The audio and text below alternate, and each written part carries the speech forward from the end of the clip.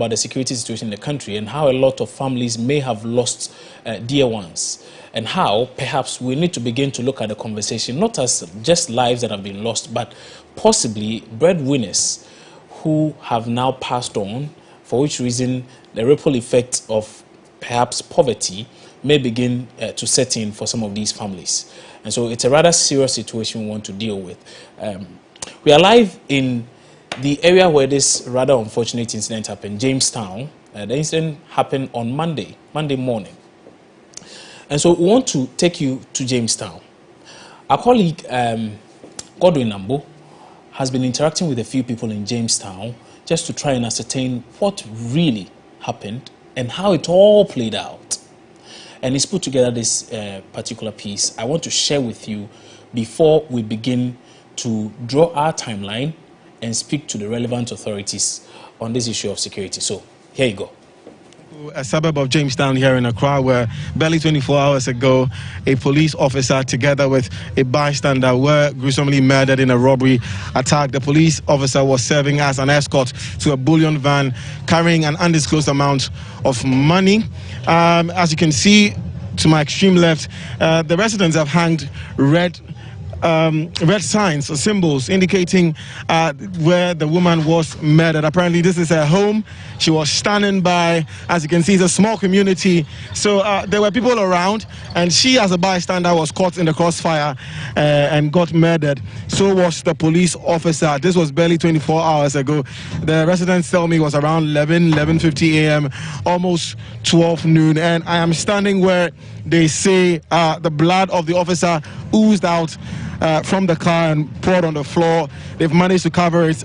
If you can look on it, my cameraman will show you also. There are some glasses shattered on the ground as a result of the scuffle between the armed robbers and the police officer. But I have an eyewitness who we will not disclose his identity, has decided to talk off camera.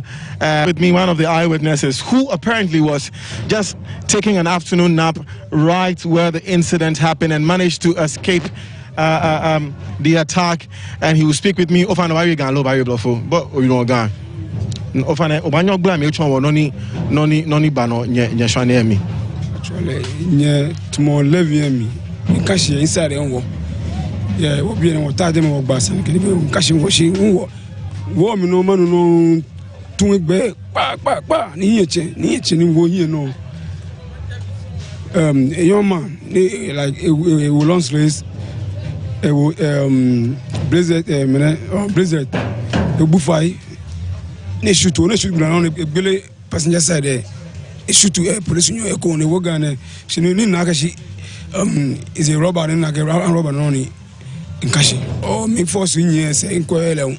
Was in yet to go for a trouble. On a genuine or never follow. Bono can show me shambo about your fellow. In your musician, Mogan Japan, Mama told myself, or Sanamakashi. If you have because getting Japan get any much on German Ledumo or hiding in Kashi, if you never feel, you know. So he tells me that around 11:50-ish in the morning, he was taking an early morning nap, rather, I should say, when he heard a gunshot. He opened his eyes and saw a gunman wearing some long sleeves with a hat covered his face, who started firing into the air and then opened the passenger side of the bullion van and then fired at the police officer. Now, he said he was scared as he was lying right by the van, as the van was parked by him, and he couldn't chase this assailant, unknown assailant, for the fear of his life. And ni te me filo te ejino ko ni happy no e bia lo energy shije kra kan be ni fa bia na ko e bia da na ko ke shi an ro sa attack bulu van e bia da na ko kra da she do jubi bibi kuma le ona julo bibi kuma shije tumo ne ayatu na energy no ko no e serious e bia ne wa ina na ko kra e bia da. The first time he tells me that this is the first time he's witnessing such an incident. As for petty thieves they have here, you know, but they've never seen robbery with arms as this was the case. And so, Mamileni Sanieba, Mamileni mistakenly, was it a mistake? Hello, I'm a shooting deliberately. No, Mama Yakashi. mistaken because le me mo ko nya ko be ke head drink or it out drink any bar. Na according to many outside on keshi other woman ko be bank say woman ko be jo floor name o floor ne e ton ni na ton e bon ton fa ke nyese o ma me le ke ton wa pe ye eni mi wole mistake ne ke le akpe. Right, so she tells me the bystander who was of an I think 39-40. The bystander, who's about 39-40 years old, was mistakenly shot. She was caught in a crossfire. She's a trader. She sells over here. So she happened to have just met the bullet, and he doesn't think that it was a deliberate attempt to kill her. But what is the situation over here? How are residents feeling? Are they living in a state of fear? We'll find out shortly. Let me first ask Coleman. Coleman, you feel like happened? Oh, we some bien no quality nye but na try ten bien jo ona am go around or e no go ne gbe some ba wo etin bien wa secondly won wo tro no ye bia po wonya wo tru no tumopo ye bien wonya wo tru no tumopo mo de wo di ko kwa bien na background ngo bien mechanics no fan wo tro sprays weather for e can be bien ni happy wonya wo tru no tumopo. So he tells me that they are living in a state of fear. Ideally, when you come here after 10 p.m., you find them loitering around. They are mechanics, they are welders here. But as at 10 p.m. yesterday, the whole place was very cool. You find no human being walking around. And that is the situation here at Adedimpo, here at Jamestown in Accra, where a police officer and a bystander, or eyewitness, I should say, was murdered in a robbery attack. I'll go ahead and speak to some few residents. Coleman, thank you so much. Speak to some few residents and gauge their feelings. I have with here, so Ofanogbeku. I told me Emmanuel Soko de Dede. Soko de Dede. Ofane, Bono Mianga Boyoni Saniaba. Oh, Minaka, in New say, or that your sister's chasing say, Comeno, or you know, now I can wear me. So I quickly rush in Womutu, in Kebabi and in Kamakonuni happy, BNA. Yeah. Your boy and me, or baby, you can't Saniaba. Narration, I'm your Minake, Nakaji, Beni Ayale. That was Bulu Fane, just saying, Bani, Bani. That's the way I could chocolate, BNA, a pure task, man, not knowing a pure tab, I got small pure task, small, Nina, Nune, Mijoku. It was a tabulon van a delay, or Julian, I mean, Name Ban, my shoot to man, a police new. So Sokodele tells me that he heard the news and rushed here to find out what was happening. And according to eyewitnesses, the bullion van was blocked by a taxi who claimed to be buying water from the woman who was murdered, right? The woman who was murdered claimed to be buying water from the woman who was murdered. And apparently it was a tactic, allegedly a tactic to delay the bullion van whilst the assailant on motorbikes arrived and then shot at the police officer and accidentally, allegedly shot the woman as well. Investigations are underway, as we all know. So that is the situation here at Adedonko, a suburb of Jamestown in Accra, where a police officer and a bystander were shot in an armed robbery attack. The police officer was escorting a bullion van carrying an undisclosed amount of cash. The woman was a bystander. Residents, however, tell me they are living in fear, but economic activities seem to have resumed. Reporting for MX24, I am Godwin Nambo.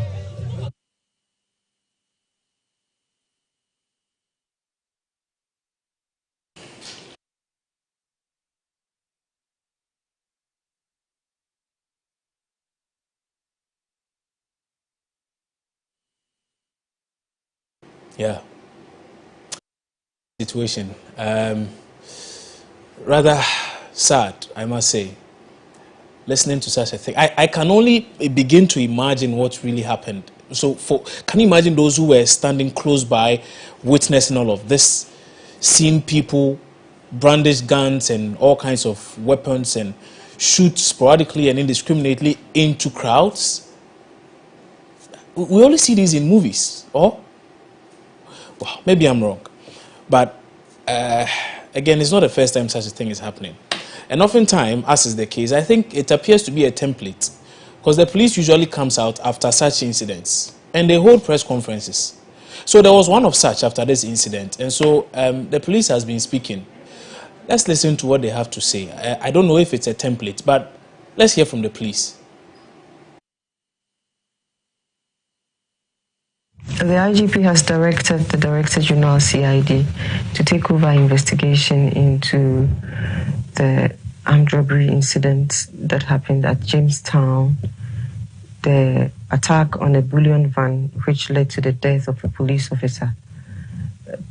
Preliminary investigation shows that around 11 a.m. of Monday, while the Montran bullion van was on its daily errand, it was attacked by a number of armed men on a number of motorbikes.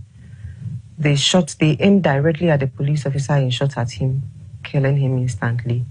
And then they started shooting sporadically to scare away people. So while two of them were shooting, the others went to the bullion van to break the padlock and to carry away an unspecified amount of money. By the time we finish investigating, we'll probably know how much was stolen. And they also took along with them the AK-47 rifle of the police officer.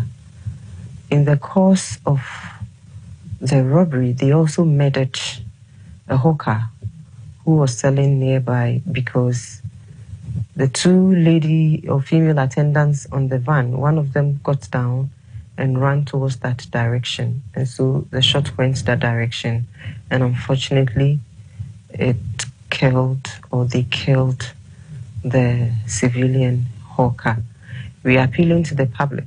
We know that there were eyewitnesses. We are appealing to the public to support our investigation, give us information so that we can arrest the perpetrators as soon as possible for them to face the consequence of the law. We have put out phone numbers. One of the phone numbers, 026-2122-086. We also have 0244994564, 0244280001. Call the police. These numbers will go directly to the investigative team.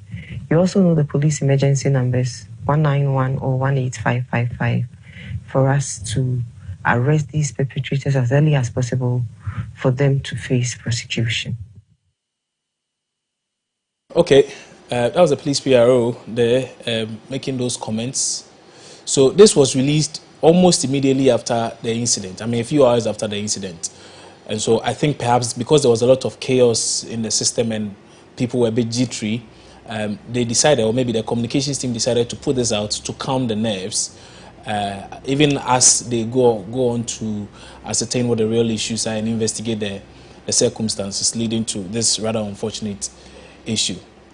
But they did hold another press conference. In fact, that was the main press conference after this. I think at the time they had gotten a lot more information. And so after that press conference, again, the police spoke to the media. Let's take a listen to that as well.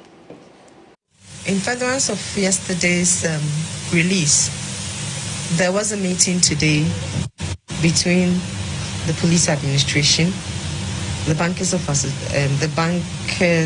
Association, together with the Bank of Ghana, and certain matters were discussed.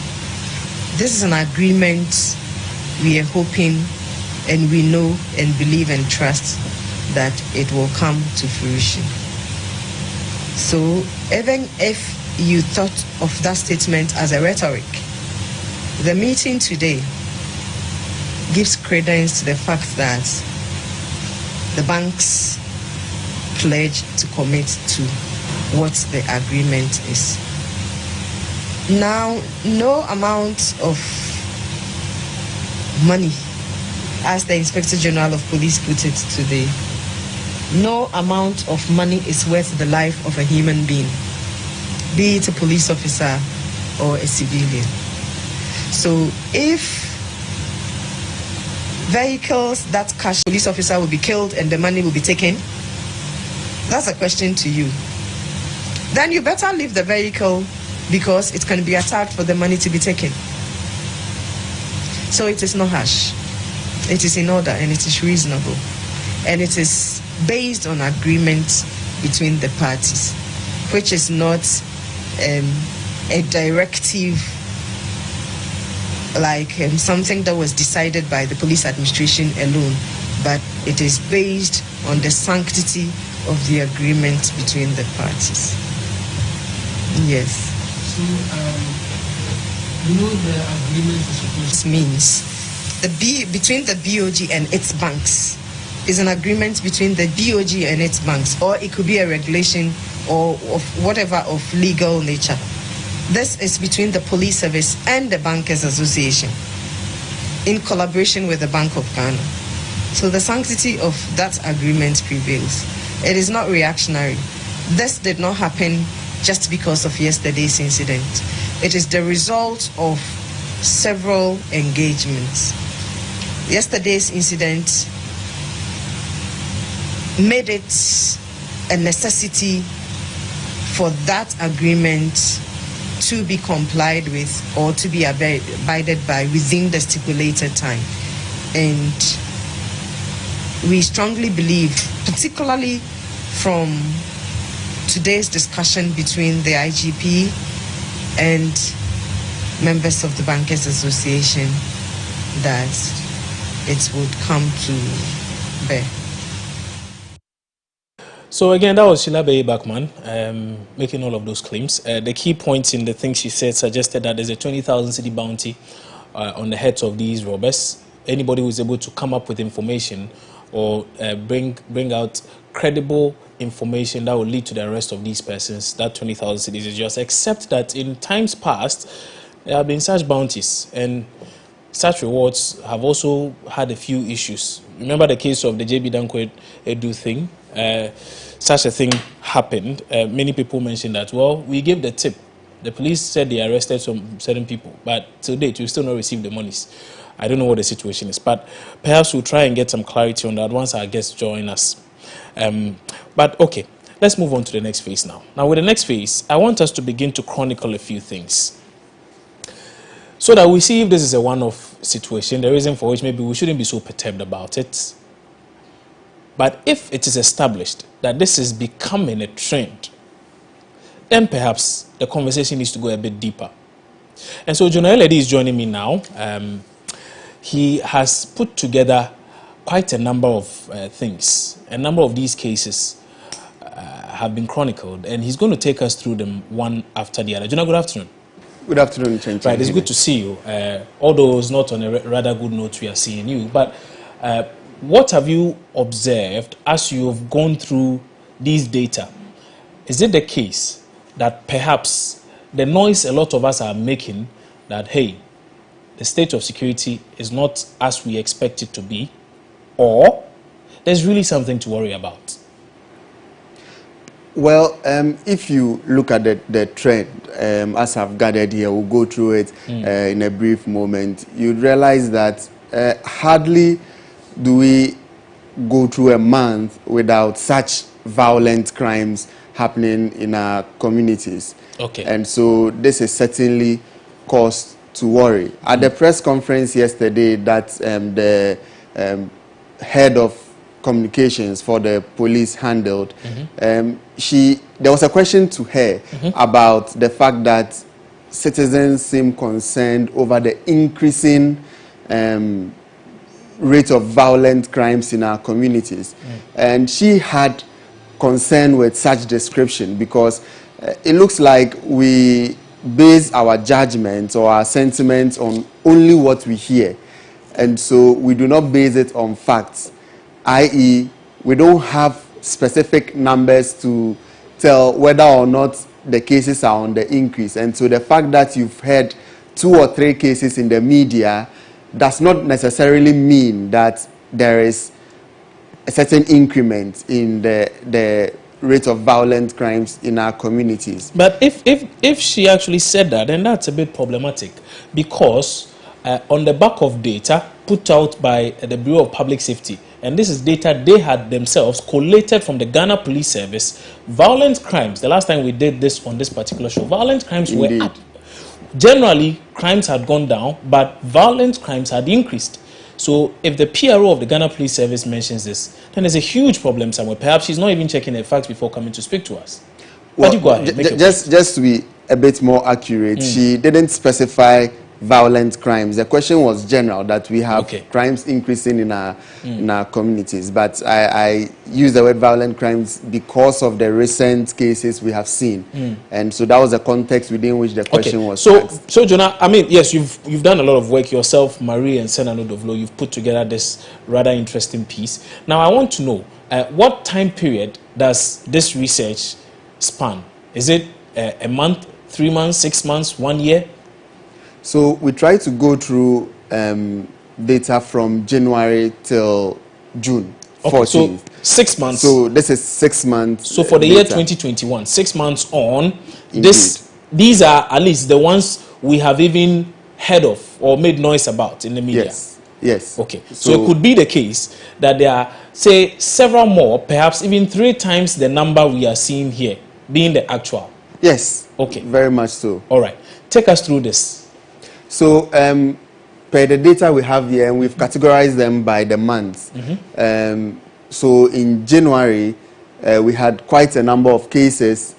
The year started on January 2 with robber shooting a 25-year-old driver in the leg at the entrance of the Wulugu Senior High School.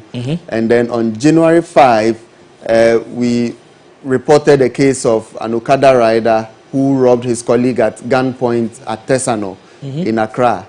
And then on January 14th, gunmen attack the water company in the Volta region and make away with thousands of Ghana cedis.